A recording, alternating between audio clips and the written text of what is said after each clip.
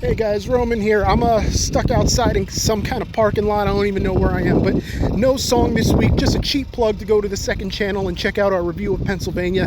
It's part of our new ongoing series where we review things that aren't cars, but in the RCR style. We'll answer such questions as like, I don't know, how great is Knoebels? Also, what is Knoebels? And that Sheets versus Wawa nonsense again. It's so good. Just go check it out. I don't know where I parked. Ugh. Happy birthday to me, right?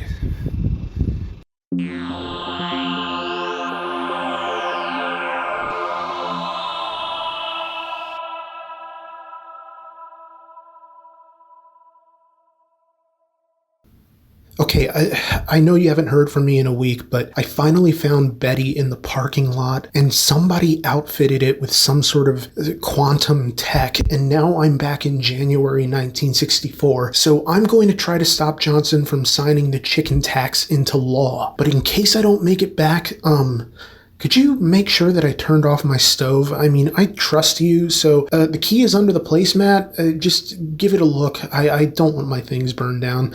And wish me luck. I'm going to try to correct this timeline and leave us a better world in the future.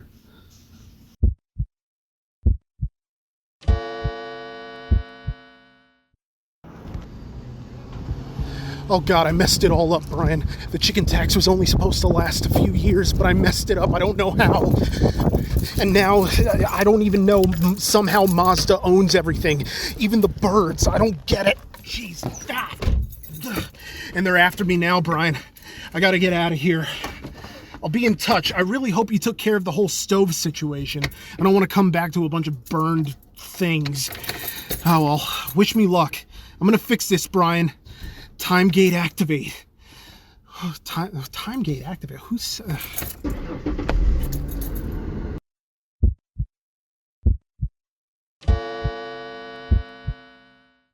Okay, I messed up again. I fixed the initial timeline. I don't know how. Maybe I was scratching my ass in front of the wrong window. You know, butterfly effect type things. But I ended up in 1950, and I had to get Betty up to 69 miles per hour. Nice. And I ended up cutting off these guys in a Plymouth Valiant, and I really hope they're okay. But right now, I'm in Germany in the 1970s, and I don't know what I'm going to be able to change here, but I have an idea for a sedan. If I don't make it back, God, just please take care of the stove thing. I would feel so much better if the stove thing was taken care of. And I know there's no way for you to let me know it's been taken care of, but I don't know. I trust you, Brian. I trust you. So, I know you won't let me down, and I'm not going to let you down. So, time gate activate. Yeah, I'm running with it now.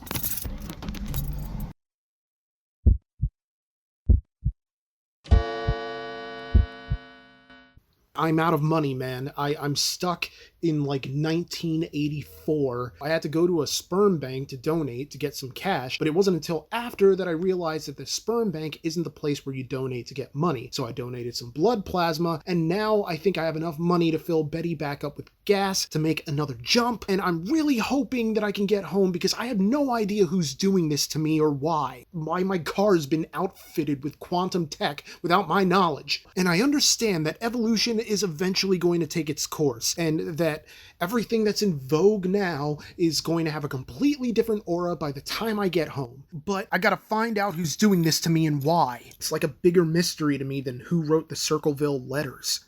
Roman out.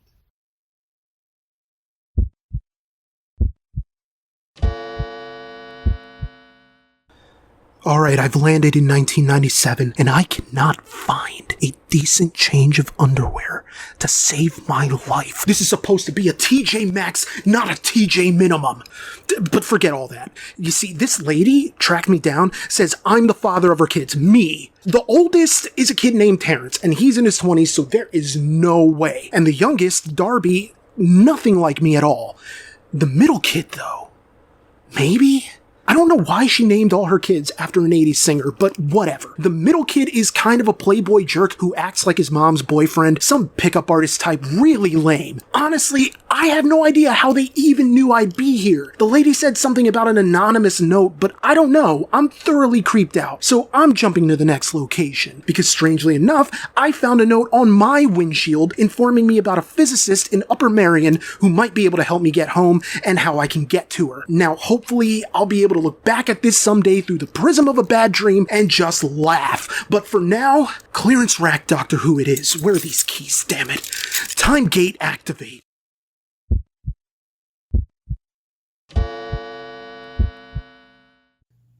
Brian, it was a trap. I showed up at Marion's house, and next thing I know, I'm in a shack next to the Mercedes airport in Argentina. Help me! Shut up. You think you were slick, huh? Have your fun and then run out on your responsibilities? I promise it wasn't fun at all. Okay, maybe just a little, but it was a cop. I said shut up. Once I seduced that lady and got the time technology, I'd put it on your dumb car Hey, leave my car out of this. Stop interrupting. This was my chance to make you see how you messed up before taking everything away from you. I programmed every jump, and this is going to be your last, or my name isn't. Trent Falkenrath. Cha-ching.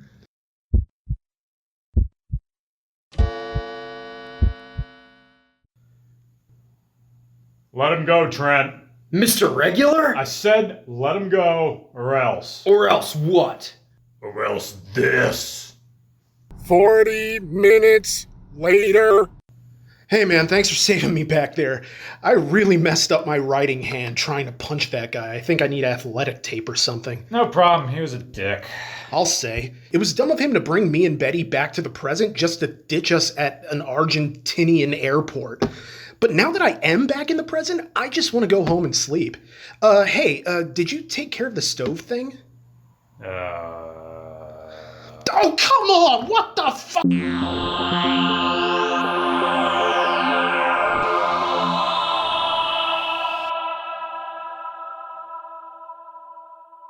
What will happen next week on Romance Time Travel? That's it. That's the last one.